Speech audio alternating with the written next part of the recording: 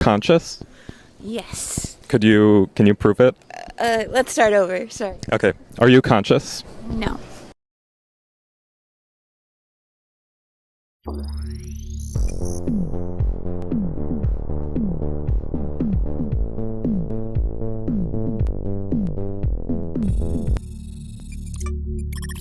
Hello, good morning. Good morning, BBs. It is too early. It is. Welcome to the first, best, and only morning show in existence. I'm Anthony Carboni. And I'm Saige Ryan, and we missed you. Yeah, we're back. Listen, producer Dagger is, he had to take a little bit of a sick day on Friday. Mm-hmm. He's still out today. Yeah, and I had to take one on Wednesday. Yeah, so we haven't been around in a bit, but that's okay. We're back now, and that's all that's important.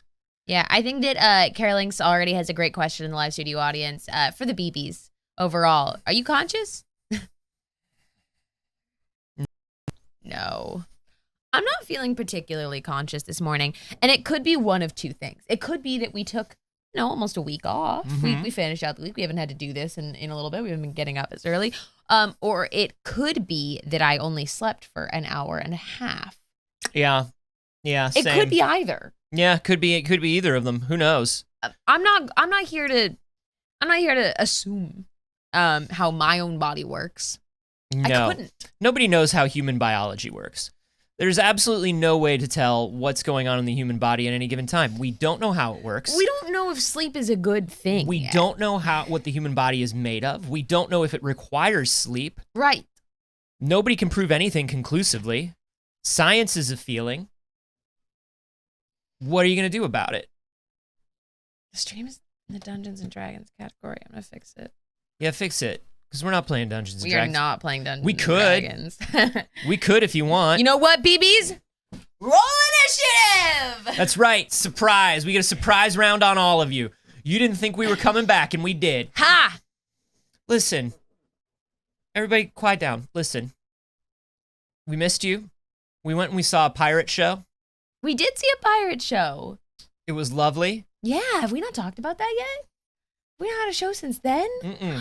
We did. We went and saw Spider Josh in his pirate show, where he was phenomenal. It's great. But you listen, we're a little biased. Best pirate. Oh, biased or unbiased? Best pirate. Best pirate, only pirate. He flipped. He sworded. He sorted. He swunged. He Also? flipped. Everyone swoon. Oh, please. Please. Everyone in the audience was just loving the Spider Josh. It was us and a bunch of children. And their parents. And they gave the children guns. They did. They did give the some straight up interesting guns. parts of. They weren't real guns. There were some interesting audience participation parts of the Pirates Dinner Theater One adventure. of those being pulling up a bunch of, and I'm not joking, approximately 4-year-olds. One of them said they were 4, and lining them all up on the sides of the stage and being like, "You're the redcoats, get the pirates," and handing them all fake rifles to point at the stage. It was a bit interesting. If I had to categorize it, I would definitely put it in the interesting bucket. That was very funny. The show was very fun, though. Yeah, it was a great time. Everybody loved it. Bria Iyengar, I think, loved it maybe a little bit more than everybody else. She got to participate in a game. She was very good at it. We had to, put forward our best, so we put forward a Bria. Yeah, it was somebody needs to throw something, and we were like, Bria's the athlete. college athlete Bria Iyengar. The rest of us will sit and cheer in themed clothing and appropriate outfits. Did. And by themed clothing, I mean 3 of us in themed clothing. 3 of us. Hey, and that's not a bad. Who could turnout. say if I was one of them? Who could say if you maybe took it higher than the rest of us in terms of pirate clothing? I don't know. Does that sound like something I would do? I don't know. It was interesting. Like some of us were casually pirates. Uh-huh. Some of us were business casually pirates. Yeah, and I could be either of those categories. And then some of us were in full pirate garb and makeup.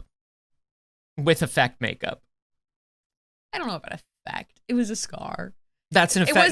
That's technically it wasn't effect. three-dimensional. It was more of an artistic take on, inspired by a pirate scar from a sword. Sure. The backstory. Yeah, with a whole backstory. Yeah, I wore stripes because pirates do that. Anyways, everybody, there's plenty of news to catch you up on. We're not going to go back to last week much because there wasn't any since we were gone. We were gone. There wasn't any news. Plenty today. If there had been news, we would have been here. But there wasn't, so we weren't. There was no news and no 8 a.m. Hey, just as a reminder, as we jump into this new month, all your tips and subs and all that stuff, we're going to shout them out at the end of the show. We love you and appreciate you for doing that, as we are an independent channel of 2 unemployed people that needs fucking money. So thank you very much. Hey, here's some good news. Are you ready? Yes. We've been waiting on a game called Stray. And we've been waiting patiently for a long time. I want to say first announcement was 2019, 2020. I think it would be very early 2020. Yeah, early 2020. I from home. Early 2020. We've been waiting on this game where you are a stray cat in a cyberpunk city, just running around doing stray cat stuff. And what stray cats do. It was originally slated to be released October 2021. Apparently something happened in the world. Who could say? Who knows what it was? I have no memory of it, and I refuse to learn any lessons from it. But now it looks like it's coming out this summer. That's very exciting. They announced, PlayStation announced it in a tweet about PlayStation 80s. They also mentioned We Are OF, which we're also very excited about. Yay! And there was a third game in there. Who knows what it could have been? Nobody can check a tweet. Nobody can check a tweet. Nobody can click on a link and check a tweet. It's impossible. I'll play a little bit of this just in case, because it was so long ago. You need to be sure on what this game was. Third game is Cult of the Lamb. I don't know much about Cult of the Lamb, do I? Maybe I would recognize it visually. Yeah. This was shown off like very early PS5. Yeah. And the first big PlayStation 5 games showcase. Mm-hmm. And you are some sort of a cat in a cyberpunk city that has got to go around and do cat things. At some point, you get a very cool backpack that allows you to like mess with robots and pick up transmission. You get a bucket. Look at what the bucket did. Oh. See, this I love because this is just like, hey, here's a cyberpunk world. Be in it. Yeah. Vibe and figure it out. Ah! Of course, Kitty knock things down. Kitty knock things down. Kitty knock things down. Kitty do one more intro. Kitty do kitty things. Intro.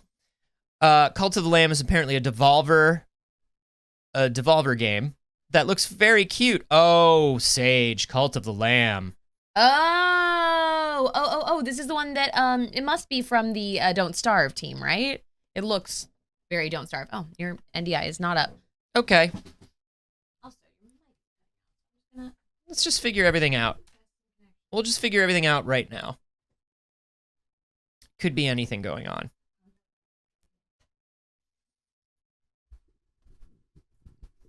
We'll see if that helps. We'll see if that does a ding-dang thing.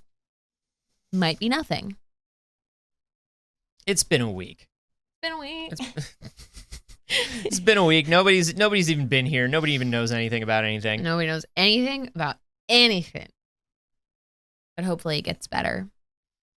From what I could tell from what the mod said, it was just Anthony's mic. So we'll see. And as for the community, the mods are on it now. So if you hear it cutting in and out, let them handle it. They got it. Thank you very much. I'm having NDI troubles if you want to bring up Cult of the Lamb. Nope, nap. I just put Cult of the Lamb into Google. Okay. That I can do. Yeah. That is the only thing I am capable of. Why is what I'll just say. Looking good. Can you tell me it's Devolver? Yeah, this is Massive Monster. It's not the team that did Don't Starve. Don't Starve is Clay Interactive. So this is a team. This is some team that like I don't know. I don't think I've ever seen a game from them before.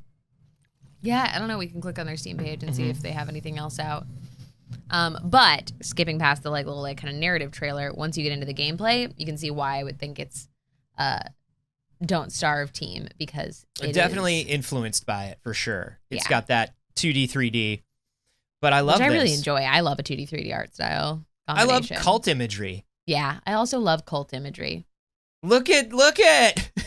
I've told the internet many, many times, I personally think that I am someone that is highly susceptible to joining a cult at some point in my life. Mhm. I'm 26. I've made it pretty far without it, but honestly, the right offer just hasn't come along. Yeah, one good cult is all it takes. If you tell me you grow your own food and hang out on the weekends, I'm in. Well, I don't want to digress too much, but I was watching this great talk from a professor who studies cults and sociology and things like that. And he was talking about how the thing that we're missing in modern day life is good cults. He's like, cults can be good. That's what I'm saying. He's like- That's what I've been saying. He's like, cults can actually be great. Communal, like the idea of communal living wrapped around a single ideology can be a lovely and good and positive thing. Yes, thank you. I'm in. But we don't have any good cults right now. And we have a tendency to think of cults as bad because they mostly are these days. Martinis, I'm trying. I'm trying to start my own. I want to say that I do love the art style of this, where it's like very based on Animal Crossing villagers, in 2D, very Yeah. based on like that sort of like cartoony adorableness, but obviously like an incredibly sinister game. I'm very excited about it. Yeah, it's coming to PC as well. So it's not a PlayStation exclusive, but let's all keep our eyes out for Cult of the Lamb. A word from the community on cults, the Ben Jack says, isn't capitalistic patriarchy basically the cult that we all live in? No, cults have community. And the antithesis of capitalism is community.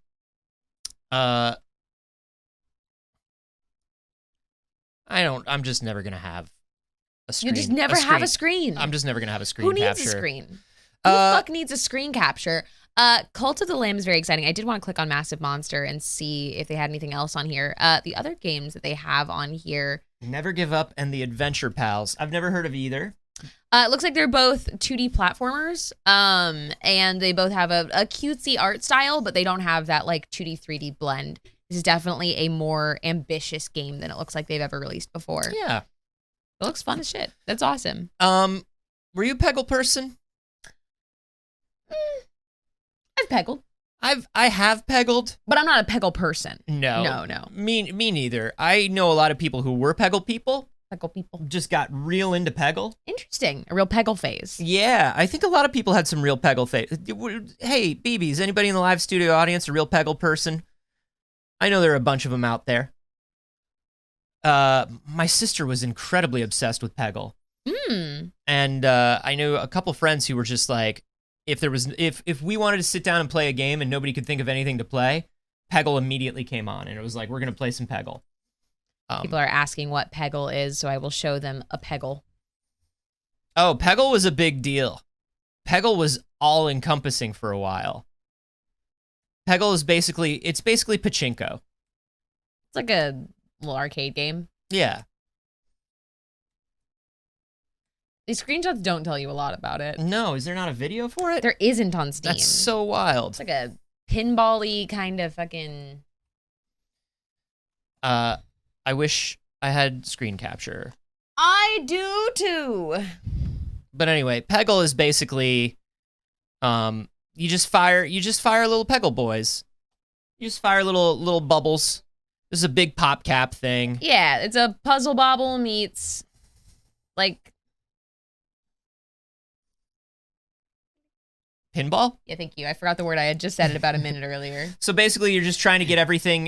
You're trying to knock down as many of those pegs as you can, those little peg pins, and then also get your ball into the little cup so you can use the ball again. It's a very simple game, and it was everywhere. It was nonstop for a long time. It was fucking wild.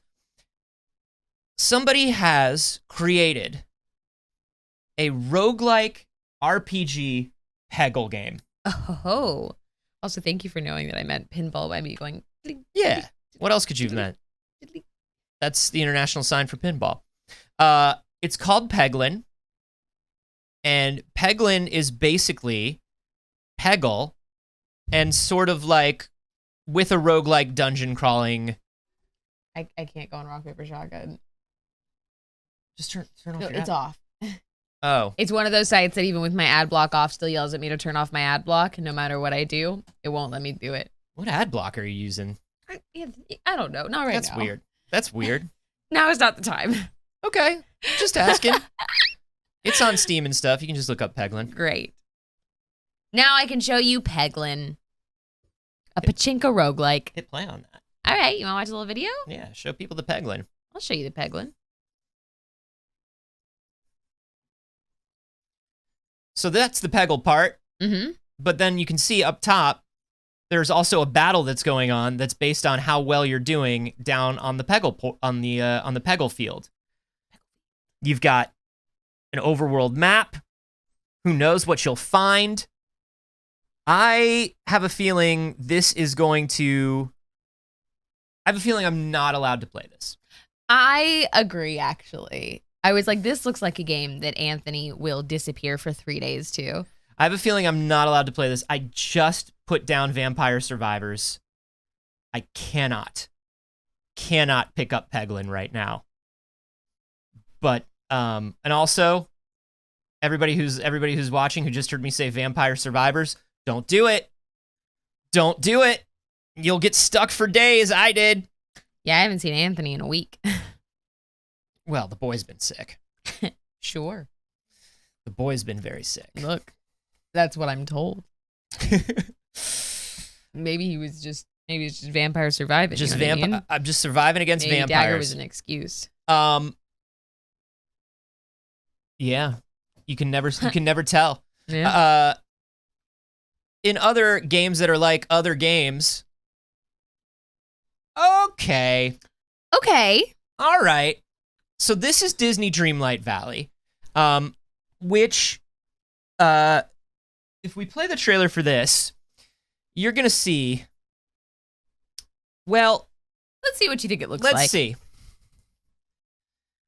This is very fascinating.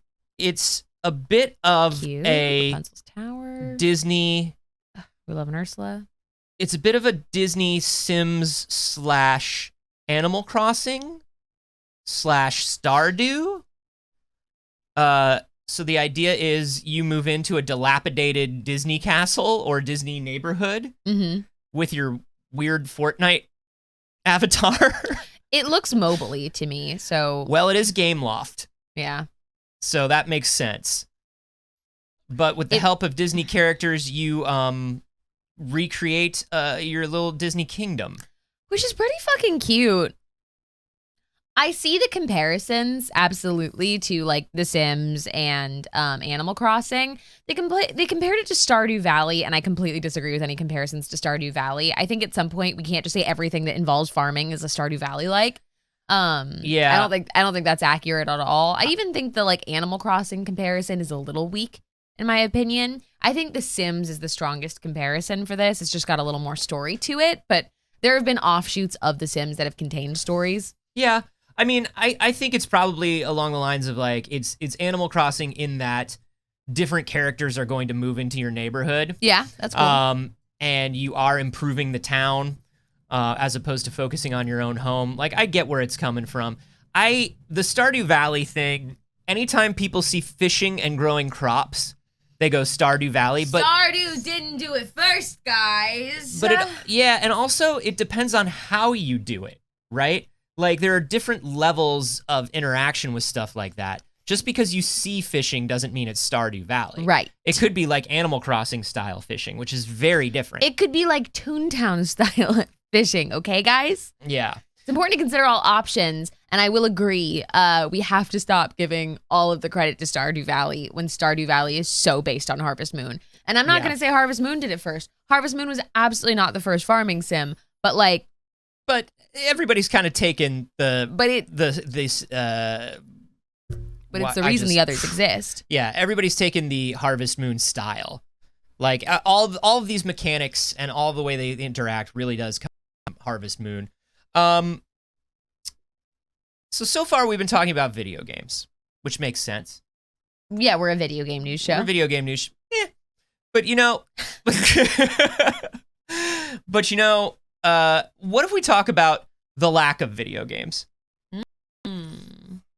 As in, what if what if no more video games? Ever? Well, for maybe SquareEnix.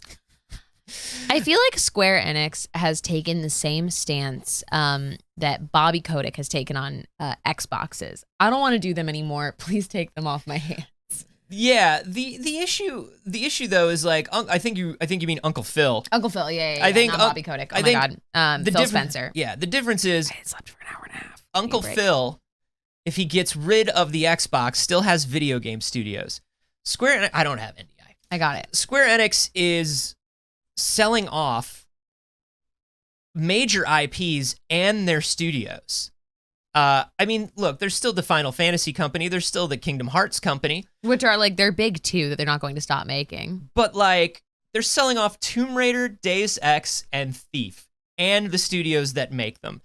These are going to the Embracer Group, who you may remember as owning most things. You may know them from everything. You may know them from owning a lot of stuff, including Gearbox, THQ, Aspire, just a lot of companies. I think they own something like 120 studios right now, Woo. upwards of 120 studios. They sold these IPs and studios to Embracer for about $300 million. They're going to get Crystal Dynamics, Eidos Montreal, and SquareEnix Montreal. Of course, the latter known for most recently the Guardians of the Galaxy game. Crystal Dynamics, of course, has been working very heavily with Eidos on the new Tomb Raider.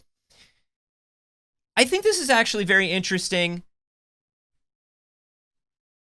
I think it's probably... I think it's probably in some ways good. Your mic was good. Oh, okay. I think it's probably in some ways good. I don't think SquareEnix has known what to do with these particular properties. Yeah, I agree. The Tomb Raider games, Rise, Shadow of the Tomb Raider, all of those, did pretty well, but they've been kind of dragging their heels on making the new one. Deus Ex, they haven't known what to do with in years. Thief, they haven't known what to do with in years. So this could be good. Now, the catalog of IPs that they're getting doesn't just include those three. Mm-hmm. Legacy of Kain is also part of that. Very interesting. Bring back Legacy of Kain.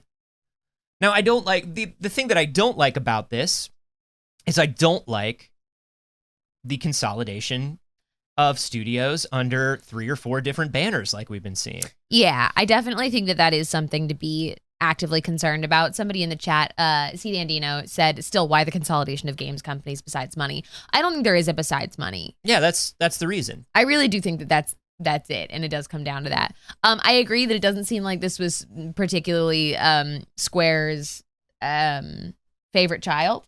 Mm-hmm. You know what I mean? Like, it doesn't seem like SquareEnix was like really riding the Tomb Raider train. Yeah. No, look, it seemed like every time one of those new Tomb Raider games came out and did well, they were like surprised and a little put out by it. They were like, oh, we've got to marketing and publishing support another one of these because it's doing well. Shit. All right. And we don't know any, like, and Square has said a million times, they're like, we don't know what to do with these Western properties. They still have a very like early 2000s Japanese studio mentality where they think of like Japanese games and Western games. Yeah. You know, they have that sort of Capcom-y mentality to it where it's like, we don't know what the Western markets want. It's like, well, it's just one big market now. Yeah. What do you mean? You don't know? You make video games all the time. You know how to make video games. Right. Well, now they want to make something else. Yeah. One of the big quotes from this that I really hate was, this transaction enables the launch of new businesses by moving forward with investments in fields including blockchain, AI, and the cloud. That's nothing. You just said nothing. Let me tell you something, SquareEnix. You cannot, under any circumstances, join the AI industry. And that's not because you're not allowed. It is because you can't make the hair on an elf without it crashing a PC. You cannot make mouth animations without it crashing a PC or without them looking strange. So, like, maybe AI is not for you, and it's okay. Not everyone has to do it. You know what I mean? Yeah, you can't say that we you don't want all have to get into groundbreaking technology. You can't say that you want to make AI and still the best games in your catalog are turn-based. You know what I mean? Yeah, I would say that like complicated technology-based things might not be necessarily for Square Enix, unless they are getting a whole ass new team over there, which I hope they are not. Also, you want to jump into the cloud? Make Kingdom Hearts run in the cloud.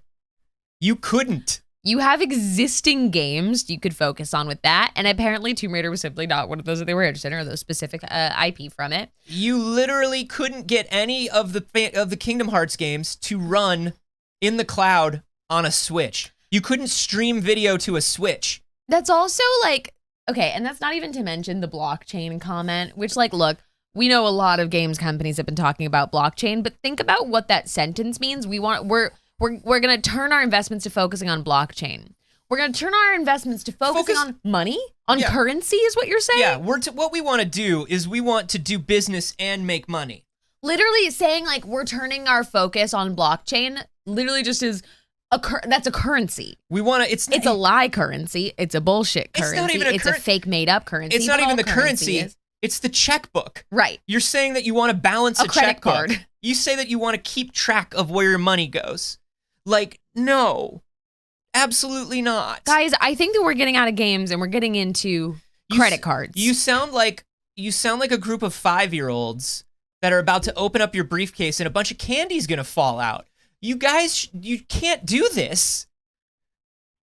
I'm okay with you like selling off these properties to studios that are gonna do better with it. Does that mean that you are going to focus on more properties? Are you going to expand your portfolio? What, new games? I don't know. No. Are you gonna, well then maybe you'll focus harder on the existing games? No. AI, blockchain, in the cloud. It doesn't mean anything. It doesn't mean anything. It doesn't mean anything.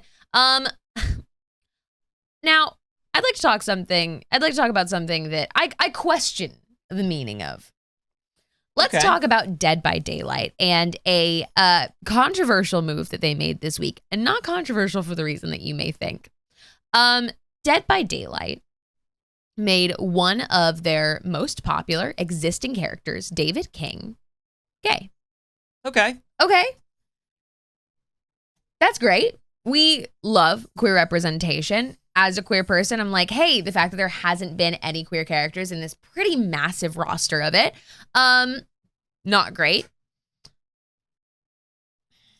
Now, was there any indication, inclination, anything like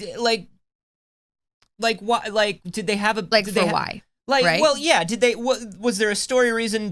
Was this character when this character came out? Was it like an Iceman thing where everybody's like, that makes sense? There had been some from the community, yes, and like Ronan, one of our mods in the live studio audience, can actually speak to the Dead by Daylight story much better than I can. I just find this to be a very interesting statement that went along with it. One of the cornerstones of our vast and diverse community are LGBTQIA2+ players who continue to elevate Dead by Daylight, right? Passion. Mm-hmm. The fact that our character roster did not feature any LGBTQIA2+ representation was something we were determined to change. Upon consulting extensively with GamerX organization, they chose that as of today, they can confirm that David King is gay and is their first gay character. There's something weird about, by listing all the things they did right, it sounds like we focus grouped which character was gay. It does sound like they focus grouped which character should be gay. Yeah. And I'm not against going back in, because especially like these are characters that a lot of them don't have things like established sexuality or stuff like that. Yeah, no, I'm fine with it, but I'm saying like this is a separate point. Yeah. I'm not against going in and like establishing that, but I'm also generally somebody who's like, hey, you could also just introduce a meaningful and impactful queer character. Right.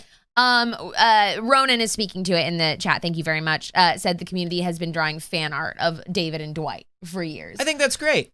Then you could have canonized David and Dwight, but just being like, and David's gay feels like a strange step along the way. And David's gay in general. There's nobody he has any particular interest in right now. There's really nothing keeping really his going options on. Like, open. yeah, but he's just, that doesn't say anything about any of the other characters. I don't know. I'm not the person to speak on this by any means, but there is something about this where it's just like, we focus grouped and workshopped who was going to be this way. And hey, I'm glad you saw that it was missing from your cast of characters. Yeah. But I don't know. There's just something about, like, we crunched the numbers and this is who's gay. Yeah, that's exactly what it felt like. Instead of just being like, the community has kind of known this for a while, or like a lot of you fans were aware of this. Mm-hmm. We just want to say, yes, you were correct. Like, this is what's going on with this character. But instead it was like, we know that you wanted this, so we put a spreadsheet through a ticker tape machine. Like, that's exactly how it comes across. We know that you wanted gay people in the game, so we picked one. It seemed like you would like it, and he's gay. Happy birthday. We know you wanted gay people in the game. We don't have the resources right now to create a non-event-based, non-killer character. So we looked at our current characters that have already been modeled and designed and already have VO, and we said, which one do a gay? Which, like, at least something. It's something. I'll take it. I have mixed feelings about this. I know, though, somebody on their, like, PR team is sitting back there going, we got the gay out before Pride! We did it, boys. We did it before the Capitalism Pride Month. We're the good guys. I'm a special kind of ally. Yeah, it's just, the statement just comes off weird. We're happy about this whole thing. The statement is just an odd statement. It even feels like the statement was written by an AI, you know? Yeah. It was written by Square's AI. Square lent them their new AI technology. Upon hearing from the gays, we offer you one David King as a sacrifice to the gays. Rainbow. I mean, it is good. McQueers. It's just an odd statement, that's all. It's genuinely very, very funny to me. In other happy news, Saige put this in. Thank you for putting this in, Saige. Yes, Virginia, you can make a me in Nintendo Switch Sports. Now, we talked about this like 2 weeks ago. Anthony was like, bring back the Miis. And I was like, Anthony, they already brought back the Miis. But they didn't show it in anything. Yeah, you've just been able to make them on the Switch. Yeah, but they didn't show it in sports. Yeah. Right. So what this piece of news is that it is officially concerned. They are officially concerned about it. The Miis have been let loose. This is why they didn't do it. They knew that the second we got our Miis back, we was gonna run wild with them. I'm gonna make the weirdest faces. They're gonna be in the game. And they should be concerned about it. In everything. Yes. So they have confirmed that you will be able to play as a Mii in Switch Sports. The reviews have come back for Switch Sports, and overall, it's getting pretty good reviews. It's got a lot to live up to, but people are enjoying it very much. And the standard characters are there on the right. The standard characters have that very generic, mobile, here is a nondescript cartoon character look to it. I don't mind them. I don't mind them, but that's the whole point of them, is they're fine. They are palatable to everyone. Yeah. They're there specifically not to be minded. Yes. And yes, Funageddon, there is a whole ass Mii RPG. Whereas a Mii is like made to be slightly unsettling in most cases. I don't know if they did that on purpose, but it is. Miis are made to be cute in an unsettling way that makes you not sure of what's reality. I like a Miis. So I'm glad that these are back. People are also saying it's weird to call it Switch Sports. How frequently I want to say Wii Switch Sports. Yeah, or Wii Sports Switch. Yeah. Wii Sports for Switch. Yeah. I want to call it Wii Sports. But it should be Wii Sports Switch. But it makes sense. Wii Switch Sports. But it makes sense, right? It was Wii Sports. Of course. No. Of course it makes sense. But not for me. No, but it feels weird because it's not Switch Sports. It's Wii Sports. On the Switch. It's Super Smash Brothers for 3DS. Right. Super Smash Brothers for the Wii U. Which actually, I mean, it isn't true. It is a totally new game. It is not just Wii Sports. It is a completely new game. It is not like any kind of port or anything like that. If it was Wii Sports, it would have more games. Yeah, that's true. They did say they'll be updating it. Because Wii Sports Resort had so many. That's true. Wii Sports Resort had so many. This has like 6 games. They did say that more will be coming. The next one announces a golf game coming soon. I think they're gonna Mario Party us. Nintendo loves to do it. Nintendo loves to release a little piece of a game, the better part of a sixth of a game. Yeah, I think they will. We'll get a few games for free, and then of course some will come to the Nintendo Expansion Pass or be a paid download, probably. Right. Now they did show a couple of classics. Yeah. You know, the classics. So the Miis are back. We're very, very happy. In order to get to them, you have to make your new Mii in the Switch home screen and then go to the body option and select Mii. They did hide it a little bit. They would prefer that you did not do this. They say, you can't play as a Mona Lisa face. And we say, no, we can.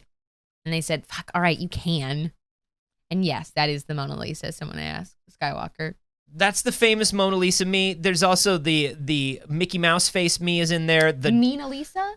Mona Lisa's great. Mona Misa. There it is. That's what it was. Mona Misa. There's also the weird double face. We love the double face. Little Mickey. We love the Mickey. And then, of course, the 2-in-1. 2 kids in a trench coat. This is, hello, we're here to play one sports. They're cheating. They are cheating. So Miis are back. Please make Switch Sports as unsettling as we all dream that it can be. Speaking of unsettling, though, for Switch Sports, game's been out for a few days. Yep.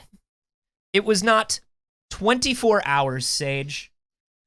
Not 24 hours before somebody smashed their TV and broke it playing Switch Sports. A classic tale. It really does feel like the Wii release year all over again. Baby, happy 2006. You know, I take it back. It is Wii Sports. It's definitely Wii Sports. Now, this is a streamer. This happened live on stream. 63Man was broadcasting tennis, and he just flung his Joy-Con into his television. He immediately said, if you don't send that clip to live stream fails, I'm actually divorcing chat. We're getting a divorce. That's fair. The clip is actually in the article. You can watch him bust his TV, which I love. This is why you have to wear your wrist straps. If you don't wear your wrist strap, you can see his face. The Switch, of course, still playing the game. Look at that. Look at that. That went flying. That went flying out of his hands. That's very funny. It's pretty bad. That sucks, man. Listen, you gotta wear your helmet when you're playing Switch games. Also known as your wrist strap. And also a helmet.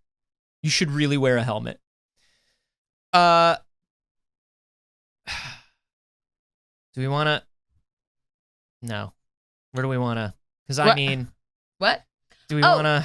I want to talk about... I'll get to that in a minute. Yeah. I want to talk about this. Now, this was a weird fucking story.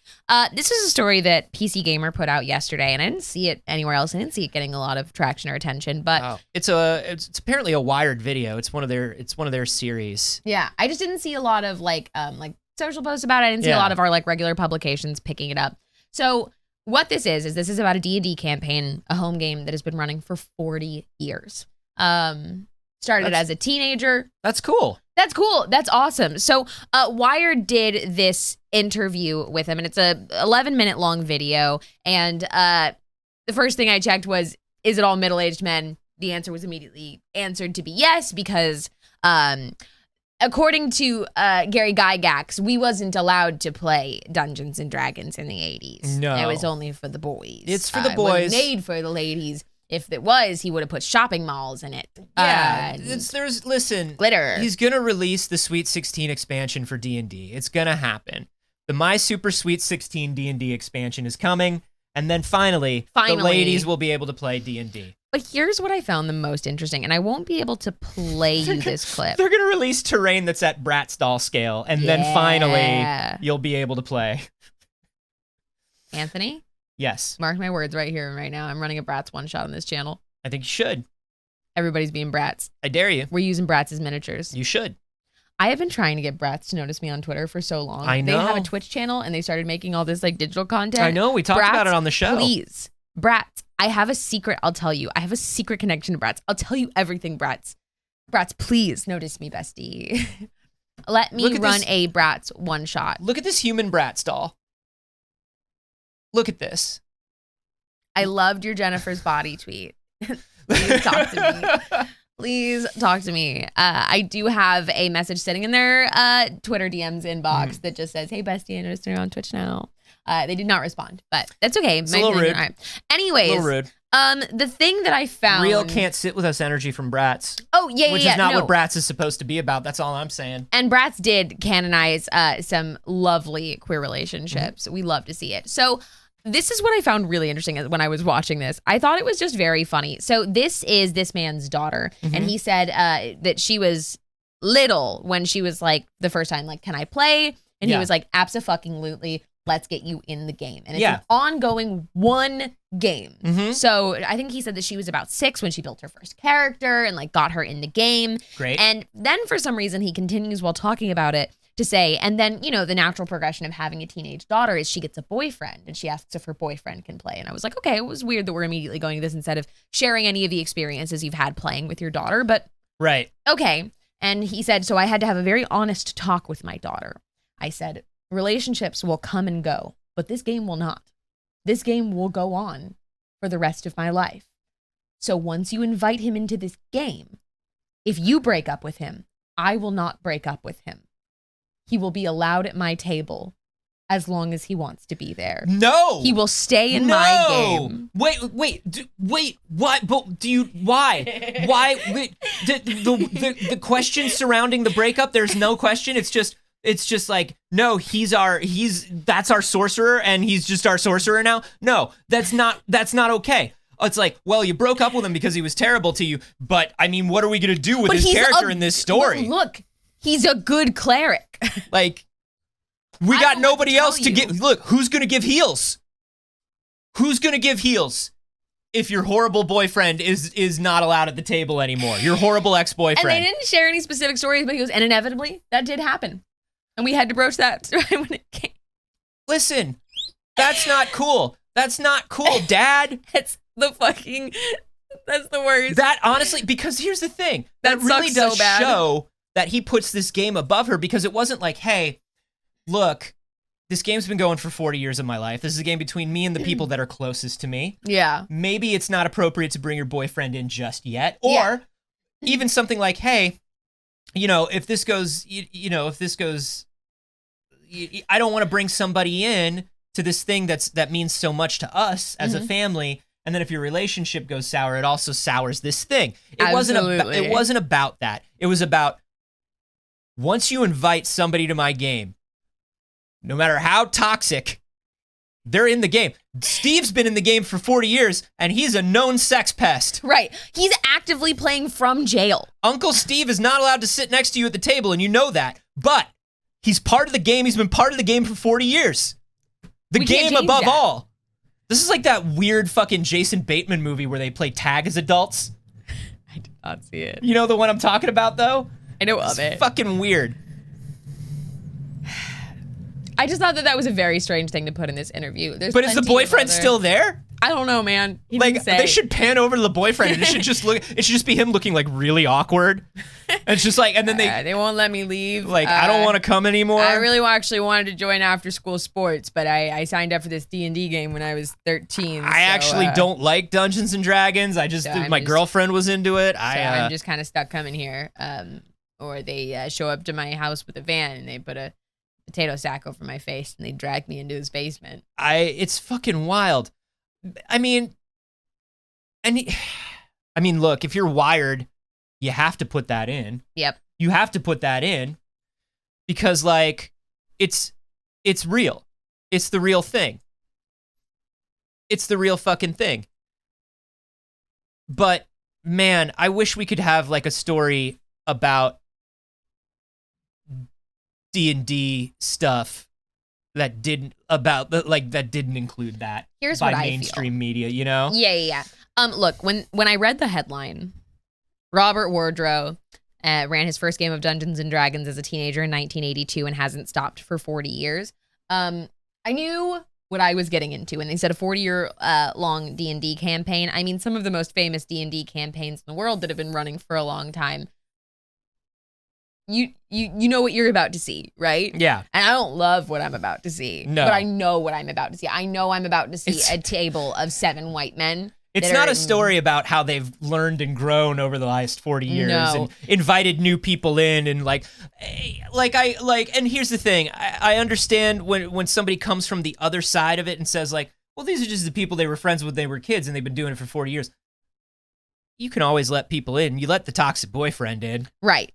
Yeah, and there's still only white dudes. Mm-hmm. And this was the thumbnail of it when I was scrolling past it. And that's part of why I was like, oh, hell yeah. I clicked on it because there was a woman in the thumbnail. Yeah, and she's like, clearly younger than him, and it's like, oh, this is a cool campaign that's been like rotating in and out people for 40 years. I want to focus on the fact that he's got like a basement that has 30,000 square feet of like terrain and stuff, but I can't because he made it weird. Square feet. He made it weird. Yeah, he made it a little weird. So there's a lot of other stuff that you can take away from it, but that's what 30,000 square feet of anything. No. Can you imagine? No, I got like 1,000. I have like, I don't even have 1,000. I'm close. I'm getting there. My Lord. Lord. Now, to be clear, that does include the studio space. It's so weird. C. Dandino says, they're the ones that complain when they started having the drow not all evil anymore. Yeah, here's the other thing. Did they say that they were playing, did they say what edition they've been playing? I know that they had it in here. Okay, so they've updated it. All right, so they are playing with some 5th edition yes, stuff. They started on AD&D and are up to 5th now. Sometimes you hear about these campaigns and they're like, we're still going on 3. But it's not entirely 5, it's a blend. They said that they've brought in rules from 3rd, 4th, and 5th. Which is fine, but you hear about some of these and it's like, we refuse to acknowledge that it has continued. Yeah. It is frozen in time, just like this campaign. Yeah. What a weird thing. You want to see another weird thing? Sure, show me a weird thing. The Coca-Cola company, perhaps you've heard of them. I have. They make delicious beverages and do no wrong whatsoever. Don't look into what Coca-Cola does with their time or their money. Now, Coca-Cola has been releasing a line of sodas called Coca-Cola Creations. The first one was called Starlight, which they called a space-flavored soda. Ooh. Flavored like space. Did you try it? I didn't know it existed. I didn't either. I'd like to try a space-flavored soda. Their new one is called Coca-Cola Zero Sugar Bite. It is a limited edition pixel-flavored soda that supposedly tastes like the Metaverse.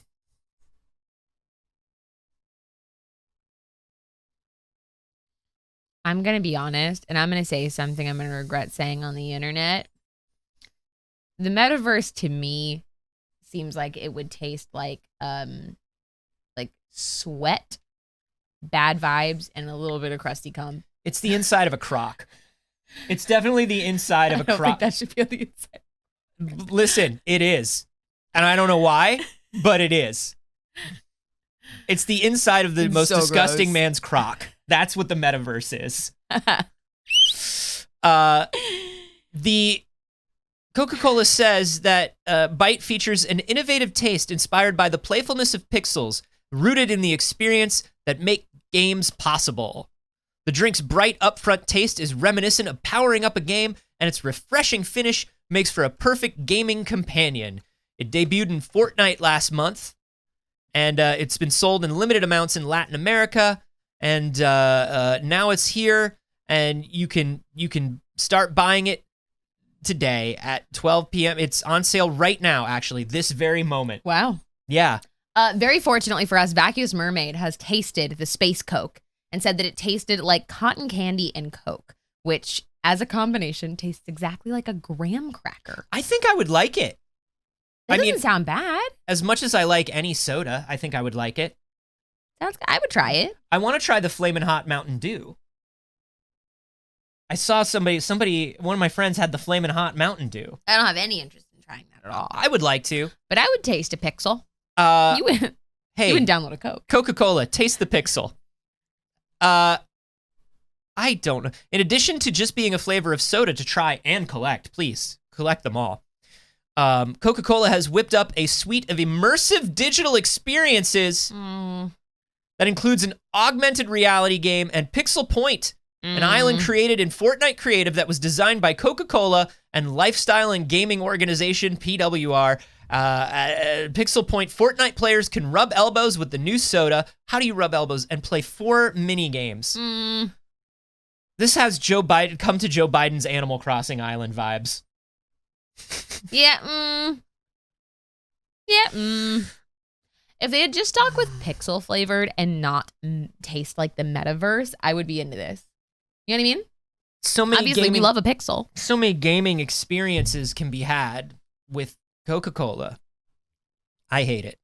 Their next one apparently is going to be with marshmallow. Not the flavor, but the man who has the helmet. I have to assume also the flavor.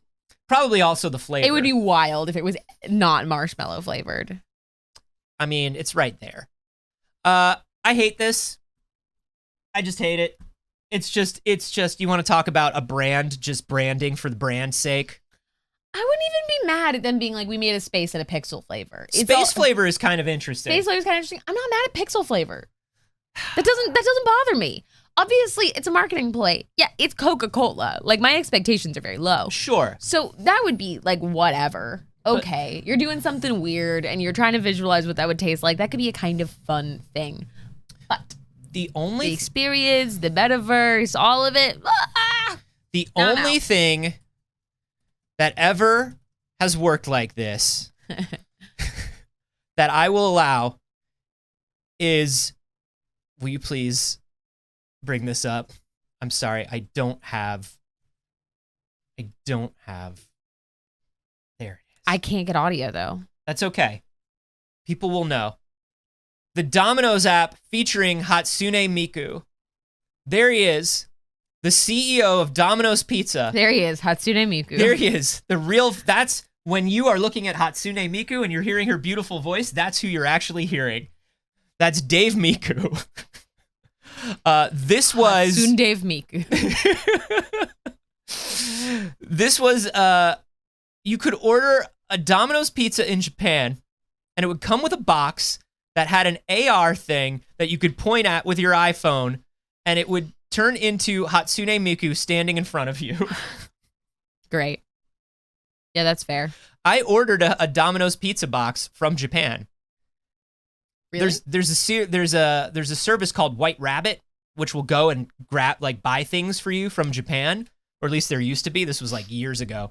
And I told them I need and they were like, we will buy you anything from Japan and we will figure out what our cost for it is and we will charge you retail price plus our fee. And I was like, I need you to go get me this pizza. They're like, this pizza box. They're like, we can't send you a pizza. I'm like, no. Just the box. Just the box. Eat the pizza. Enjoy the pizza. Have a great day. Buy whatever pizza you like. Yeah, get whatever you want on whatever toppings you want. Now, ship me a pizza box. Give me the pizza box. And we got the pizza box sent to us, but it was like destroyed by the time it got to us. It was like shredded. And I was like, it was destroyed in the mail. Can you send another one? And they were like, it's over. They don't have them anymore. Oh. So I never got to experience Domino's pizza with Miku. I'm very sorry. But the only reason this works is because of the dorky man explaining it. You know, it's not like Coca-Cola Pixel where it's like, where we dropping, boys? Fortnite, games, pew pew, metaverse, refreshing power-ups. This was just like a man who clearly didn't know what was going on, explaining it in the most joyous way, because somehow it made money. That's the only way it worked. That thumbnail. I mean, come on. Yeah, that's right. And they knew what they were doing. Look at that thumbnail. They did that. They knew exactly what they were doing. Anthony, let's talk about a little bit of business news. Little bit of business news. Okay. We're going to talk about a little bit of Twitch business news, and we're going to address this relatively quickly because this is also a little bit of an old story. Yeah, it's also very inside baseball stuff, but it's important. But also I have opinions. Yeah, of course. So I'm going to make you listen to them because, hey, it's me. I'm the baseball player. Yeah, it's inside baseball, but it is going to affect a lot of people. In theory. That's my opinions on it. So, recently in a Bloomberg article, some information saying that a source provided some information about some potential upcoming plans for Twitch. Now, this is not a Twitch announcement. This is not something that has been communicated in any official way. This is just sources. Sources say that a few things will be happening. One of them was already confirmed in ad incentives. I already received my email about ad incentives, which are like, hey, if you play 16 hours of ads this month, you could have $40. And I said, it's fucking wild. It's very funny. They like show you the projected number, like based on the size of your audience, essentially, of how much money you could make by playing 2 minutes of ads per hour of stream, which is the amount they're pitching. Which, like, go away. I'm not going to do that because every time somebody joins a channel, every time somebody breathes, every time somebody hiccups, you're already forcing ads onto them. So this is talking about an additional 2 minutes of ads in addition to those. Yes. Which, like, get fucking wrecked. You already run so many ads, Twitch. So one of the other things, and the big thing that became the topic of conversation, was adjusting the revenue split for partnered streamers. Now, it is listed as from 70% to 50%. You know who gets 70%? Like 10 people. Top streamers. So here's the thing. I know a lot of fucking streamers, and I know some pretty significant streamers that have asked for that split, and Twitch has said absolutely not, especially in the last few years. Some people at Twitch will even tell you that split doesn't exist. That's the thing. Actually, the majority of the Twitch staff tells people, no, everyone gets 50-50. It's wild. It is only people who generally have like a very, very special deal that get that 70% in the first place. So when they said this and when they wrote this in this article, it was coming from a place of misinformation initially, and that they seemed to believe that partnered streamers, as opposed to affiliates or non-affiliates, get 70% of their revenue split of their subscriptions. And to be clear, as I have two partnered channels, 50-50. Yeah. We get 50%, Twitch gets 50% of subscriptions. Tier 2 and Tier 3, on the other hand, at Tier 3, the creator gets 70% of that split. So my guess on this misinformation is either, there's two possible actual realities of this. Either they're saying those top streamers that bring in the most money to our platform, we are going to take their 70% split away, which I don't believe. I don't think they are going to do that because I don't think they would ever say that. I think, given that they don't even want to admit there's a 70% split, that would be a very behind closed doors conversation, and I don't think it would ever come up. I think my interpretation of that theory is the 70 doesn't exist anymore going forward for anyone. Already the case, that's possible, but they don't even want to admit it. But it's not even because like there are some, when you're like really big, like Hassan Piker talked about this when it was announced, and he was like, I negotiated this deal because you can still negotiate a deal if you're really big. Yeah. So he's like, I did negotiate a deal where I do get that higher percentage. He's like, but I also negotiated limited ads because I knew that they were going towards more ads. Yeah. So that's number one, but right? According to them, it currently does not exist, right? So that's the possibility, is no more going forward. They're definitely not taking it from the people they negotiated 70% with, because they also said they're eliminating exclusivity from the contracts. There was also a couple of people on Twitter, and I can't confirm this because I checked my partner contract and I still have exclusivity in mine, and I was partnered a year and a half ago. They said that they're eliminating exclusivity. Some of the partners that were partnered in the last year have said, hey, mine already doesn't have exclusivity in it. This isn't news. Yeah. But again, I checked mine it's actually just over a year ago. Exclusivity basically is like, if you sign this partner contract, that means you only stream on Twitch. That's the only place that you can do this. You are exclusive to us. That's actually not what the exclusivity is in my particular contract. That's a very old version of the Twitch contract. Originally, it was you can only stream, if you stream gaming content on Twitch, you cannot stream gaming content elsewhere. The current version of exclusivity is your stream is exclusive to Twitch for 24 hours. It's too early, can't be posted on YouTube for 24 hours. No narcs. Things like that. The things that you make on Twitch are supposed to be exclusive to Twitch for 24 hours, which, oh my God, what did you do? It's okay. Buttons. Okay. Go. Anyways, none of that matters. The other option is they're taking the 70% off of tier 3 subs and they're going to 50-50 on all 3 tiers. Right. I think, right, which is, yeah. I think that's probably more likely. And also, like, some people were like I saw CB going like, well, wait a minute, if top tier gets 70 right now and I get 50, are they going to lower it even more? A lot of people are speculating on a lot of things that have not been said. Yeah. One thing that is true is Twitch does not have the competition it had a couple years ago. Yeah, I mean, I guess with Mixer going out. Mixer's going out. Facebook is no longer giving bounties to people. There's still YouTube, and YouTube's doing really well. It's getting stronger and stronger. But I think that as far as they're concerned, they are in a position of power right now, and they have way bigger numbers for gaming streams than anybody else. Mm-hmm. And so they want to use that power. I mean, this is the way it works. When there were 2 or 3 when there was like Caffeine and Mixer, and like Facebook was even giving you like money per stream. Incentives, yeah. When all this stuff was happening, Twitch was like, hey, we're making better deals. Things are getting better for you. Mm-hmm. So here's my thought on that. If they're taking it, tier 3 subs are relatively rare in most communities. Mm-hmm. I personally don't incentivize tier 3 subs just because I don't think that there's much that I can offer that like is of value to someone to subscribe at tier 3. Mm-hmm. It is something that people do because they're just like, I just literally want to support your channel more and I can afford to. And that's how I think of tier 3 subs. We don't particularly incentivize them because honestly, also, if you're going to spend that amount of money, it's probably better that you do it through a direct donation or a Patreon subscription for most creators. And like tier 3 subs are so fucking appreciated. We do get 70% of it. It is helpful, but I can offer more to you on other platforms. You know what I mean? I can offer you something better on Patreon for that money. So yeah, Twitch does not build a lot of stuff in to where it's like, to do. Yeah. So the only thing that says to me, and because people on the internet have been pushing for years loudly and getting louder every year of, hey, every other platform gives a better percentage to creators. And they've been applying pressure to Twitch, thinking maybe Twitch would push to a 70 in the creators' favor. Mm-hmm. If they're taking the 70 from that tier 3, what that says to me is that they are absolutely never going to give us any better split for tier 1. That's all it says to me. And that is the piece of news that I think is really impactful. But the article was like factually incorrect in a lot of ways and foundationally didn't come from people who knew the Twitch platform. It was coming from, the sources were within Amazon, not within Twitch directly. Right. And the sources were kind of just talking about broad level things that were being discussed. And the reporters, I think, did misinterpret it as people who were not native to Twitch. Look, and the reason I think this is important to talk about, even though it is kind of inside baseball, is probably almost every streamer that you follow has posted about this week. It's been on everyone's Twitter and everybody immediately pushed this like crisis button to like go off about it without like talking about what that actually means. Yeah. And also like how it potentially impacts creators. Like, and you had all of these other platforms pop up. Fan House was out here like, well, we give 90%. What's up? What's up? You want to make some stuff on Fan House?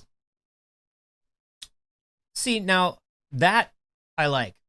Excellent. I like love that response. Using this information to pit these platform holders against each other is always wonderful. Yeah. We love to see it. Fan House is not a streaming service. They're more No. like a Patreon. Well, and the reality of it is that like, even if they were a direct Twitch competitor in a way, it's tough to jump from platform to platform. And that's something these platform holders know as well. They bank on that. That's why they try to give you, in times where they are not doing well, that's why they try to give you bigger incentives, is so when they start squeezing you a little bit more, you're worried about leaving. Yeah. You know, even though, you know, when you talk about things like Mixer, like when Ninja went to Mixer, and that was like a big deal a few years back, they were talking about how he was pulling big numbers, but he did lose a chunk of his audience. And then he lost a chunk of his audience when he jumped again. Yep. Because even if you are the hugest thing in the world, it's tough.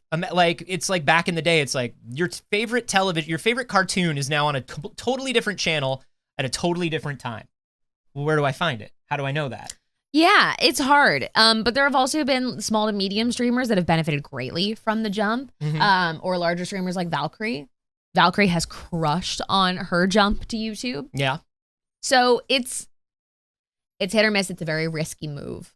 to move platforms because people won't always come with you. If that's their like, I really just kind of watch Twitch and I just sign on and you're on, you're going to lose a lot of people, and they bank on that. They have us kind of held based on that. This is one of the reasons why when we talk about consolidation, we get very, very scared because somebody, Spacetime Taco, says, this makes me think of the Epic Game Store and Steam percentages talk. Yes, it also makes me think of people going to Xbox Live Arcade versus PSN right back in the day versus jumping to Apple Arcade versus, it makes me think about all kinds of creative things where it's like you have to go where the money is. And as these media conglomerates just consolidate more and more, creators are going to have fewer and fewer alternatives. And so your choices, already limited, will become even more limited in the future. And when you're genuinely just choosing between 2 or 3 platforms right now, it's rough because it means if the best anybody gives is 50%, that's the best anybody gives, right? And if they all decide to do that, everybody's fucked. Yep. So it's tricky. It's tricky. I think that when YouTube releases one specific feature on their streaming, Twitch is in danger again, and it's gifted subs. I was going to say downloadable soda. It's not downloadable soda. It's not a fresh gaming forward taste. No, I would say it it tastes up. a little like it when you get gifted a sub. Mm-hmm. Pixels. When someone gifts you a sub, don't you go, pixels? Specifically here? Yeah. You go, pixels. No, I'm sorry. What were you saying? Gifted subs. Gifted subs. You can't gift subs on YouTube right now. And that's true. a large part of like a lot of Twitch creators' revenue. So, yeah. That's your inside baseball business news. My business. My soda. Let's talk about things that we're much more used to talking about here. Okay. Let's talk about just like a little bit about all right. movies and stuff. Let's jump in with this. This was some big news last week that we missed. I want to say it landed on Friday. Folks, the good boy John Watts, director of the Spider-Man movies, is no longer the director of the Fantastic Four. Look. Please, we want the Fantastic Four to be good so bad. And listen. The Marvel movies are consistently good. They are. It's not just John Watts who did it, but no, but why does it feel like they're taking everything from us before we even get here? It's rough. Why does nobody care about the Fantastic Four? Why does nobody care about the Fantastic Four? That's a huge question. Literally the first family of comics. We can't be the only people that care about the Fantastic Four. The first family of comics. Skywalker9982 brings up, Kodoroku brings up a good point. Ant-Man was still good after it lost Edgar Wright. Some of the best stuff in Ant-Man was added by Peyton Reed. Sure. But here's the thing. You hate to see a creative shakeup in the midst of a production. Now... And they're giving us nothing. All we have still is that logo that we covered last year. Now, they do say, Kevin Feige said, listen, and John Watts both said, hey, this was not creative differences. This was not anything where like it wasn't going the way I wanted it to go or I didn't want to do it. He's like, honestly, I realized as we started doing this that I've just done 3 of these back to back. He's like, and I need a rest. He's like, I'm burnt out. I don't think I can do another one right now. That's so understandable. I hope you get such a good rest. Like he did an indie film and they looked and they went, you're the Spider-Man boy now. I know. And that happens to a lot of directors. A lot of directors get plucked up. You look at like Colin Trevorrow with the Jurassic Park movies. A lot of these directors get plucked up from indie films and they get put behind these giant franchises and it does burn them out very quickly because it's not what they're used to. To be absolutely clear, I'm thrilled for John Watts getting a break. I think that's absolutely necessary. I think that that's healthy for somebody to be able to keep being a creative. Yeah. I think that holy shit, there's so much that has happened in the past few years. But who will Fantastic the Four? That's the thing is, it's not like this. It's not like they put the Fantastic Four on hold because John Watts can't direct it. That's not the way Marvel movies, giant franchise movies work. If you're not available to do it, they slide somebody else in. We don't know who it's going to be. They haven't said anything about that. Kevin Feige said, collaborating with John on Spider-Man films has been a true pleasure. We're looking forward to continuing our work with him to bring the Fantastic Four into the MCU, but we understand and are supportive of his reasons for stepping away. We're optimistic that we will have the opportunity to work together again at some point down the road. And then John Watts said, making 3 Spider-Man films was incredible and life-changing. I'm eternally grateful to have been a part of the Marvel Cinematic Universe for 7 years. This dude's been working nonstop for 7 years. Well deserved. I'm hopeful that I'm hopeful we will work together again, and I can't wait to see the amazing vision for the Fantastic Four brought to life. Now, he does have an Apple TV deal that's still going forward. This is a deal that he made last September. He's making a movie with George Clooney and Brad Pitt.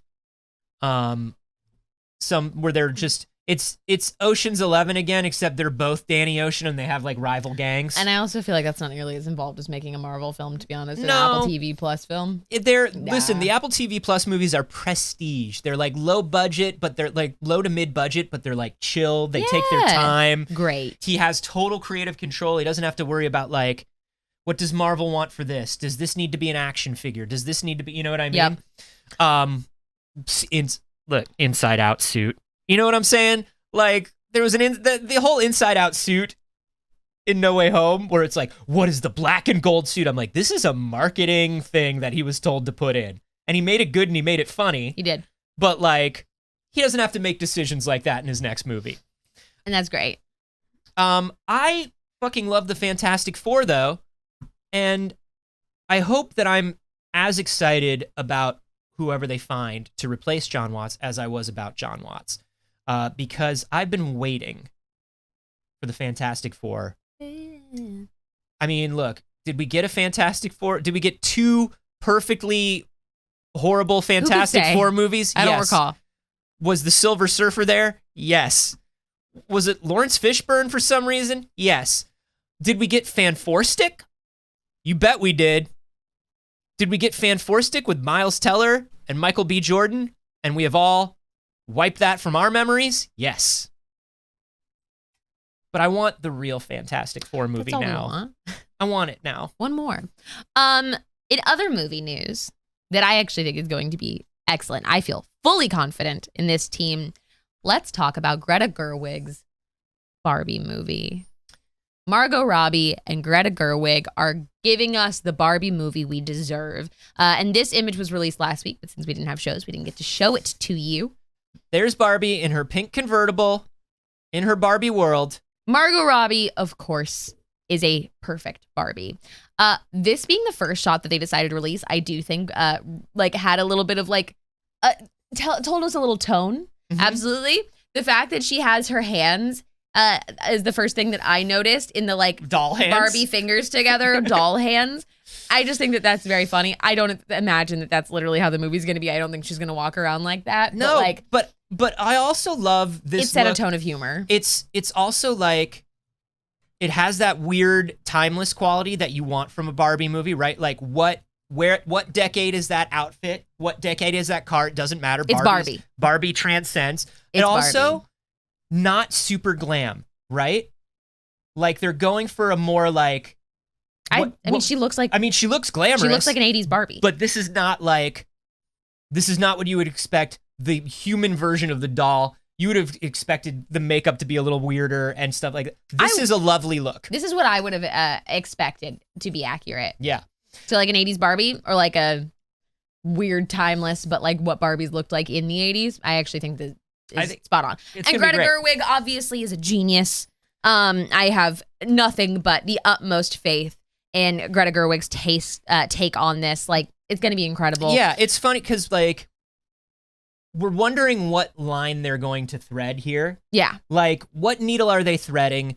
We know it's going to be it's not going to be too much of a parody because they don't want to make the Barbie movie a parody. The Amy Schumer version was going to be a parody. Right. I don't see it being a parody. They want this to be like a real story full of heart, but it's also got to like poke a little bit of fun and do a little bit more than you would expect from a Barbie movie. Here's my expectations from this photo and from the team. I'm thinking this a self-aware, the Scream of Barbie movies. Yeah. This is what I'm picturing, is this kind of like self-aware, kind of like meta, like a little bit fourth wall breaking in like awareness take on a Barbie movie. That's what I'm thinking it'll be. And I think probably a little like, yeah, because Scream did that perfectly where it was still a horror movie. Mm-hmm. There was nothing, you cannot, like, Scream was Scream definitely is not a horror parody. movie. Scream is a horror movie. I want to take a look at this cast. They've released more of the cast. This all comes from CinemaCon, by the way. Let me throw that in here. Yeah. I keep forgetting that I don't have the thing. There you go.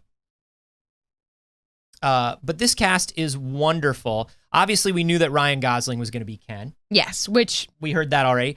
We don't know who everybody else is going to be, but look at this. Holy shit, it's a cast. Emma Mackey, Will Ferrell, Simu Liu, America Ferrera, Kate McKinnon, Michael Cera, Alexandra Shipp, Ritu Arya.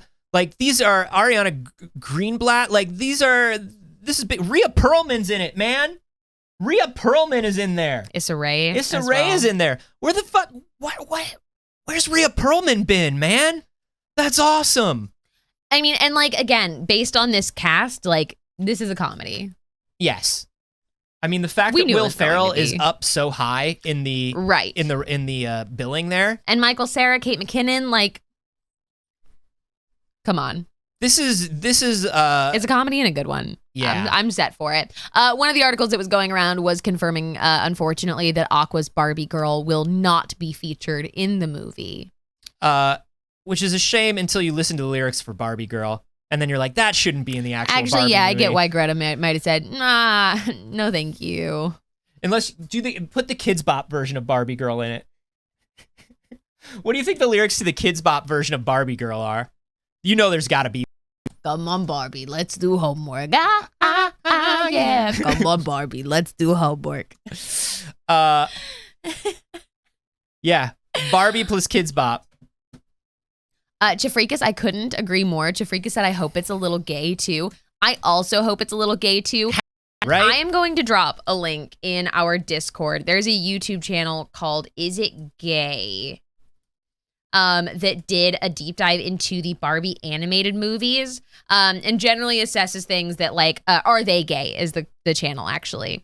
And they do deep dives into content of just like, I mean, are they gay? Yeah. Is this queer coded? What is it? Are we projecting onto this or is this something in it? And the Barbie animated movies are so gay.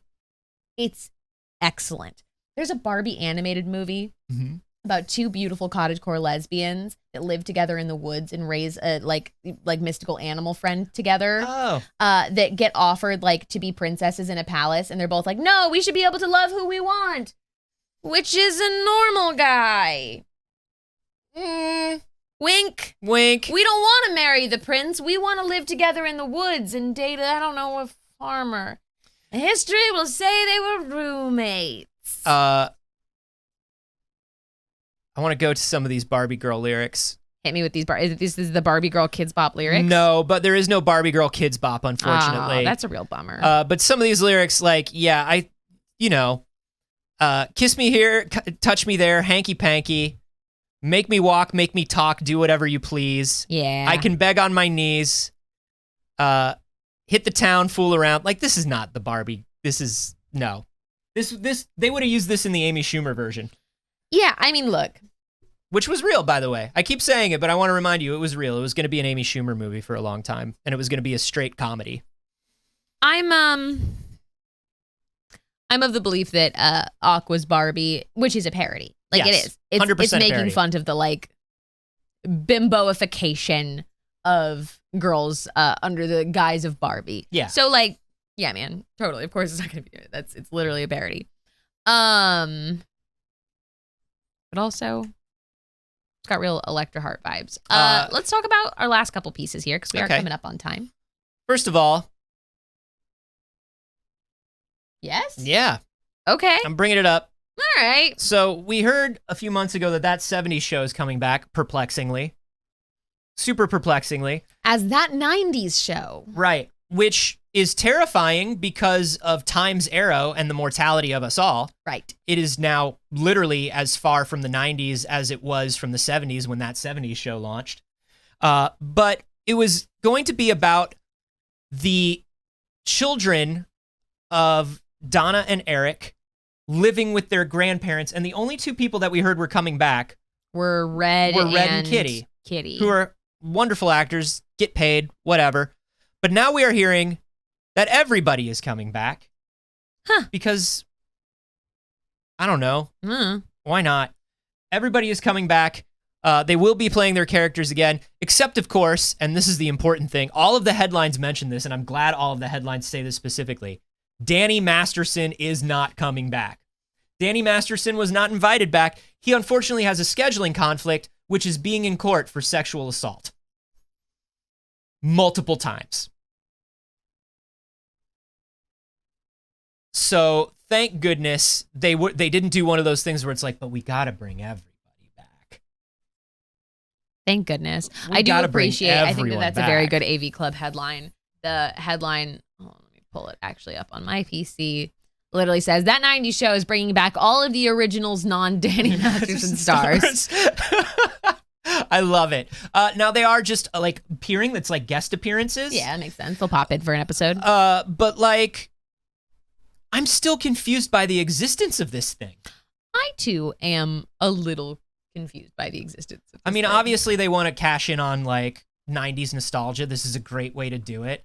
It's got that side boot, that side quill / side boot thing that people really love.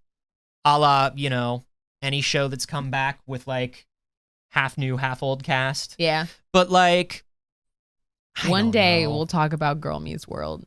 My eyes were opened to Girl Meets World this week, and I screamed. Yo, who was that show for? Maybe a little Patreon content. Oh, no. Anthony, I'm going to show you some clips on the Patreon this week. I've seen some of the show.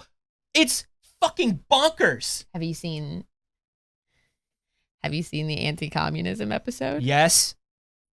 It's fucking weird. Maybe we'll watch it with the the show BBs. is fucking weird. Anyway, man, fuck that show. weird things Fuck that show and their fucked up weird opinions. It's fucking strange. Fuck their weird take on autism. Fuck their weird take on Christianity. The autistic oh my god. The fact that they were just like, and fuck their weird take on communism. oh my, Astounding. their ideas about what an autistic person acts like and what you're allowed to say is caused by autism. Oh baby, it brought. We'll talk about it on the Patreon. We'll talk about it on the Patreon. I got opinions. Shout out to Omar Najam, star of the Boros Saga Fans break, Jibe himself, for opening this horrific door for me. So that's a weird show that's coming back that we don't understand why it's coming back. Now let's talk about some shows that are leaving. Also some weird shows. Also some weird shows. But Legends of Tomorrow and Batgirl have both been canceled. Legends of Tomorrow, of course, has run for 7 seasons. Batgirl has run for 3. They will not be returning to the CW. I'm the only person that cared about Legends of Tomorrow, and I accept that. Mm-hmm. Now, Legends of Tomorrow is interesting because they are looking to sell the show potentially to somewhere digital, to a streamer. I just don't think, listen, if you take even $20 more away from Legends of Tomorrow, it turns into like the cheapest of fan films. You really can't, maybe it's just time. Thank you, Cassidy Weaver. I too care about Legends of Tomorrow. I'm glad someone else does. Legends of Tomorrow is a weird and not very good show and so much fun. Thank you all for the people in the chat that have enjoyed it very much. It's a very fun show. I think actually though it could be done now. It's fun. Like we've told enough of it, and I feel like fully satiated on Legends of Tomorrow. They've had 7 seasons as one of 6 Legends of Tomorrow fans. Yeah. They've had 7 seasons. That's more. That's one fan for every season of Legends of Tomorrow. Exactly. We each got 1 season. It's fun and it's funny, and they got to do 7 years of it. And I don't listen. If they can sell it to somebody and they're able to keep making their show and they want to do it, I think that's great. But I'm telling you, if they lose even 38 cents from that budget, the whole thing falls apart. The whole thing falls apart. It is that's their like Elmer's glue budget, and that's what's holding the props together. But they can't do it. But one of the reasons I find this interesting is there ain't much of that Arrowverse left. There's not much of the Arrowverse left. Green Arrows, which of course was going to be coming out, which was going to be about the daughter of the Green Arrow being Speedy or whoever Green Arrow was going to be. Arrows was pushed aside. They're like, we're not doing Arrows anymore. They're getting rid of Legends of Tomorrow and Batwoman.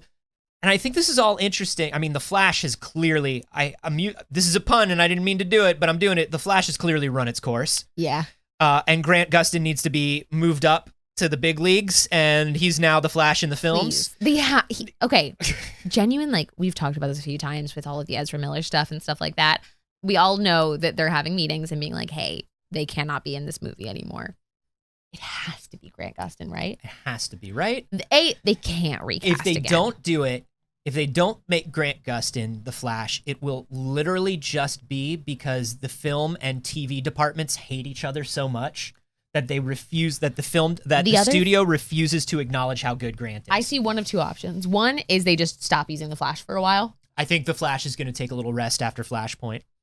I don't even know if they release Flashpoint. They're releasing Flashpoint. You think? They put too much money into Flashpoint. Plus, Flashpoint, they're going to cut it a little bit more because Flashpoint isn't really a Flash movie. It's a Supergirl and Batman movie. Like, we know this.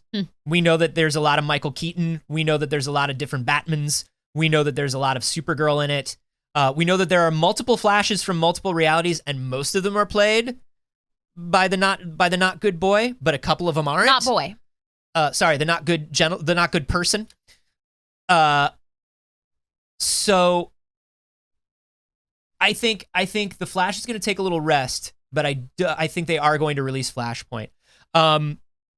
Anyways, but this is interesting because we know that they're currently working on a pilot for Gotham Knights. I think they're resetting the whole TV universe. I'm not mad at that. I think it's actually an appropriate time. I feel like that's actually perfectly fair. I think you still have Superman and Lois, which is going pretty strong. But Superman and Lois is not really connected to the Arrowverse. They've tried to keep it disconnected as much as possible. Yeah. I think you're going to do this Gotham Knights thing, and I think those two shows might have a little bit more interplay than we think. And I'm not mad at that. Starting a new World's Finest sort of universe. I think it's about that time. I think all of those shows are feeling pretty dated, and we've lost some of the strongest of them already. So it's like, yeah, okay. I'm not surprised Batwoman is canceled. Also, Batwoman never took off as a series. It had so many production issues. It had so many issues with the recasting. It had so many Batwomans. Yeah, it's just it was never going to land. They started off on too weak of a foot and didn't really give her a chance, unfortunately. I wish that they had. Yeah. I really wish that they had given her a fair chance. But also, I'm team, please stop giving us female heroes that are just like, well, if you like Batman, well, if you like Superman, right? Like, give us like maybe the original female heroes that exist. Marvel is doing it. DC, what's up? You know what I mean? DC. Well, here's the unfortunate thing: is DC more than Marvel. DC definitely has the Miss Pac-Man problem more than Marvel does. Yep. DC. A lot of DC's. A lot of the women who are DC heroes were like, and this is my sidekick, the whatever girl, or my daughter, or my daughter, or this is my daughter, or my coworker's daughter, and maybe we're gonna have a thing. DC, come on. It could have just been a Huntress series. There could have just been an actual Huntress series. That could have been dope as fuck.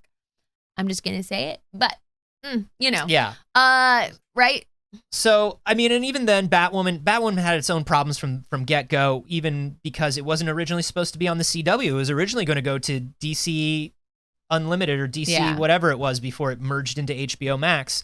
And then when that DC app failed. Birds of Prey fucking owns. We're talking about the series. We're talking about shows right now. Yeah. We are huge Birds of Prey fans in this house. A Huntress series would have been phenomenal if they had like spun it off of. I mean, obviously, I don't think they're gonna get her. Mary for a whole Elizabeth series. Winstead. I don't know if they'll get. But I don't know what else is she doing. But that's the They other could get thing. Mary is, like, Elizabeth if Winstead Marvel for a series. If Marvel can do it, yeah. Why couldn't there be a Huntress series or a Birds of Prey series on HBO Max? Is that Black Canary still happening? There hasn't been any updates about it. They were supposed to do, the Black Canary was supposed to get a movie. Yeah. Who knows what's going on? I hope that still happens because I really loved it. Love Birds of Prey in this house. I think it is a phenomenal film. Best DC movie. Yep. And that is all of the news that we have time for today. We are so happy to be back with you.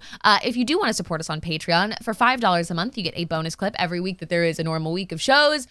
So we will have one for you this week, and it will be talking about Girl Meets World and the absolute fucking chaos of a treasure trove that this is. It's such a nightmare. It's awful. It's such So a nightmare. bad. We're so glad to be back, BBs. Welcome to a brand new month. If you are unfamiliar, if you are new, or if it's just been a while, as a reminder, we do this Monday, Wednesday, and Friday. We are a completely independent channel. Oh, we sure are. If you look right down here, that's how we eat. So thank you for that. All of your donations go directly to whoever you see on screen. That's the way it works throughout the network. If you sub or subscribe to the Patreon, that keeps the network working. That it keeps goes the lights on the in the machine. studio.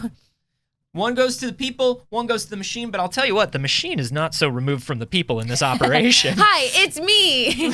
I'm the machine. I don't take a salary as this business owner. I get paid the same way all the rest of the talent does. All of the rest of the money just goes to like buying lights that we have to use or like paying for Photoshop. Yeah. That's about it. All that stuff. So thank you for everything that you donate, everything that you give. We really, really appreciate it. We want to give a shout out now to people who specifically supported us during this show. We know that so many of you support us in so many ways, but we want to give a roll call of everybody who gave a little something and over the last couple we'll also hours. remind you all the ways non-monetarily that you can support this show. Yeah, so first of all, Alonzanzo with the resub for 20 months saying, button press, you're a mod and you're very good and you don't have to do that. Everybody please thank our mods. King Sassafras with the 690 saying, get sugary treats and boo Twitch greed, down with capitalism. Down with capitalism! Auto Anatomy resubbing with that Prime sub for 10 months, taking a little money out of the Beezy pockets. Ronan Monkey, our other mod, with the tip saying, first nice number of the month. Ronan, you don't have to do it. We love you. We love you. Samuel F. Costa with the Prime sub. Thank you so much. Rosarama with the tip saying, it may in fact be too early, but I think my bank account still works. We might as well test it out to make sure. And with you. Always test your bank account to make sure it works, whether that's donating to us or maybe buying something on the internet that you don't need, or maybe some lovely new merch from your favorite streamer. Something on the internet you don't need, you say? Emily Green, 1994, with the tip saying, I rolled for consciousness at the beginning of the show and got a 20, which blew my goddamn mind. I've never rolled a 20 for consciousness. Had to celebrate by giving $20 to a couple of my faves. Happy Monday. And also with you. Lee Green Griffin with the 16-month resubscribe saying, how high does the sub-month counter go? Let's find out. Revolver Ocelot with the 11-month sub. That's an 8-month streak. That's a good chunk of time. We think you might like us. Gwen XYZ, thanks for the cheer. DM Bitty Kitty, thank you for the cheer. Ronan with another... Ronan? Saying new month, new fun. He's for 2 at 6 with the cheer. Snow, big deal, 1692 with the tips saying, hope you all had a lovely break. And also with you. Eternal Space Witch with the resub for 14 months. Jammin' Far with the resub for 5 months. Sutex Gift with the resub for 3 months on a 3-month streak. Snow Big Deal 1692 with the resub for 3 months. Ooh, you like us. Ariel Third with the resub for 12 months. 1 year in fake time, almost a Pixel Circus year, they say. Thank you, Ariel. Almost. We'll see you here next month. Captain Cortado with the sub. Emperor Kialich with the resub for 12 months, almost a Pixel Circus year. And LV Soul Friend with the resub for 6 months saying, wee! And also with you. And at the last moment here, we got Black and Gold Coyote with the Prime sub. Kaylin Roar with the 12 months of resub saying, 1 year, BB. Yeah, 1 Gregorian year. Ness Uno 727 with the subscription, using that Prime sub, stealing from the BZ. Thank you so much to everybody who followed the channel today. We are at 11,900. We are at 11.9. We are so close to 12K here on this channel, which is so fucking cool. We're not even at 2 years yet on this channel. We appreciate you so much. Join the Discord. It's completely free. It's not even sub-gated or anything. You can also tweet about the show. You can tell a friend about it. You can make a clip. Clips are always helpful to us. And you can also support us when we are not here, which is another great way to show your love. Anthony, where could they support you elsewhere? Just, in their hearts mostly and is also, important. but also everywhere on the internet at A Carboni, except for here on Twitch, where I'm at Anthony Carboni. Twitch, you cowards, it's mine. Give it back to me. If you missed it last week, I broke a Steam Deck on stream. What? Yeah, it was very good. You broke it? Yeah. We're gonna fix it or get it fixed. It's gonna be fine. I'm probably gonna stream this afternoon. I want to dive back into the Skywalker saga, and I haven't played it in a couple weeks. Also, you can find me on my science comedy podcast with Jeff Kanata. It's called We Have Concerns. That's at wehaveconcerns.com, and it's a very good show. Saige, what are you about? You can find me everywhere on the internet at Not Saige, including on my channel with my new stream schedule, Mondays, Wednesdays, and Saturdays. We're trying to have a little bit of consistency, a little organization. You can find me later today at 4 p.m. Pacific-ish. I am going to be doing a little sponsored stream, so coming by and showing a little love is very, very helpful. We're playing Tiny Tina's Wonderland for the first time, and, doing things like just showing up to a creator-sponsored stream means that we rely less on money from the community and more on money from companies that have it to give to us. Very cool of you. You can also find me here on this channel tomorrow for the Boros Saga Bane's Break, live at 6 p.m. Pacific. This is episode 7. It's a very special episode. This is hitting into our second batch of episodes. Lucky number 7. We could only do it because y'all supported us on the Indiegogo, which is so cool. Literally, this episode would not have happened otherwise. Incredible to think about. And then we'll be doing on Wednesday something special for the Indiegogo backers that supported us at a certain tier. We'll be doing a special watch along. We'll be doing a re-airing of it with a little watch along on Wednesday. So we love you all so much. Take care of yourselves. Thank you for starting your morning with us, and we will see you on Wednesday. Bye, BBs.